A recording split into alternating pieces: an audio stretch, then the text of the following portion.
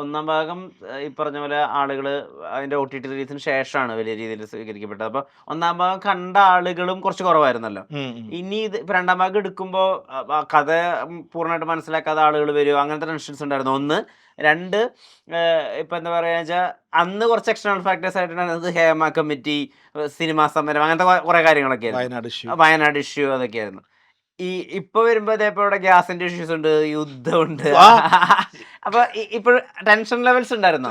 തീർച്ചയായിട്ടും ഉണ്ട്. കാരണം അല്ല, നമുക്ക് വിദേശത്ത് പടം റിലീസാക്കാൻ പറ്റൂല എന്നുള്ള ടെൻഷൻ നമുക്ക് ഉണ്ടായിരുന്നില്ല. ഇവിടെ പലരും, കാരണം അവിടെ നിന്ന് ഒരുപാട് കളക്ഷൻ കിട്ടുന്നവരാ മാറ്റുന്നത്. നമുക്ക് ഹോം വോട്ട് മാത്രമേ ഉള്ളൂ, അവിടെ പോയാലും കുഴപ്പമൊന്നുമില്ല എന്നുള്ളതുകൊണ്ട് റിലീസിന്റെ ടെൻഷനല്ല ഉണ്ടായിരുന്നത്.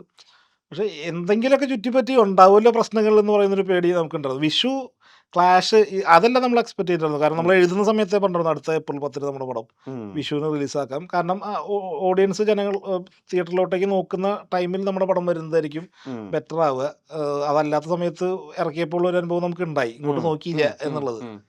പിന്നെ ഇത്തരം പ്രശ്നങ്ങളൊക്കെ കൂടെ വന്നു കഴിഞ്ഞാലും പ്രശ്നം. അപ്പോൾ ഒരു ഫെസ്റ്റിവൽ സീസൺ ആകുമ്പോൾ എന്തൊക്കെ പറഞ്ഞാൽ ആളുകളുടെ ഒരു നോട്ടം അങ്ങോട്ടേക്ക് വരുന്നുള്ളതുകൊണ്ട് നമ്മൾ വിഷുവിന് സിനിമ ഇറക്കുക എന്നുള്ളത് നമ്മൾ റൈറ്റിംഗ് തുടങ്ങിയ ടൈമിൽ തന്നെ നമ്മുടെ മനസ്സിലുണ്ടായിരുന്നു. അതിനനുസരിച്ച് തന്നെയാണ് നമ്മൾ ഷൂട്ടും പരിപാടിയൊക്കെ പ്ലാൻ ചെയ്ത് പോയിട്ടുണ്ടായിരുന്നത്. സ്റ്റിൽ ഇതൊക്കെ ഇപ്പോൾ ഈ യുദ്ധത്തിന്റെ പ്രശ്നങ്ങൾ, കാര്യങ്ങൾ, അപ്പോൾ എലക്ഷൻ തൊട്ട് തലേ ദിവസമായിരുന്നു, 9-ാം തീയതിയാണ് കയറി വന്നത്. മീഡിയ ടെൻഷൻ അങ്ങോട്ട് പോകണം. ഫ്ലക്സ് വെക്കാൻ പറ്റില്ല, ഹോർഡിങ്സ് വെക്കാൻ പറ്റില്ല, ചുമരുമ്പോൾ പോസ്റ്റർ ഒട്ടിച്ച് ഇവർ കയറ്റി ഒട്ടിക്കുക. അതിപ്പോൾ നമുക്ക് ആ പോസ്റ്ററൊക്കെ ഒട്ടിക്കാനുള്ളൊരു ടൈമൊക്കെ നമ്മൾ ഒരുപാട് എടുത്തിട്ടുണ്ടായിരുന്നു. കാരണം ഇതിപ്പോൾ വെച്ചാലും പ്രശ്നമാണ്, കാരണം അത് കാണാൻ പറ്റില്ല, അതിന് മേലെ അവർ കയറ്റി ഒട്ടിക്കുന്നുള്ളതുകൊണ്ട്. അപ്പോൾ ആ പ്രശ്നങ്ങളൊക്കെ ഉണ്ട് നമുക്ക്. സ്റ്റിൽ എന്നിരുന്നാൽ പോലും ഒരു സമാധാനം, ഭരതനാട്യം എന്നുള്ളൊരു പ്ലാറ്റ്ഫോം അപ്പോഴേക്കും നമുക്ക് സെറ്റായിട്ടുണ്ടായിരുന്നു.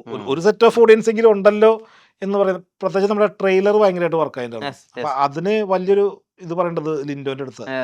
ലിൻഡോന്റെ ഒരു ട്രെയിലർ കട്ട് നമ്മളെ പടത്തിന് ഓഡിയൻസിന്റെ ഇടയിലേക്ക് തന്നൊരു അറ്റൻഷൻ എന്ന് പറയുന്നത് ചില്ലറല്ല.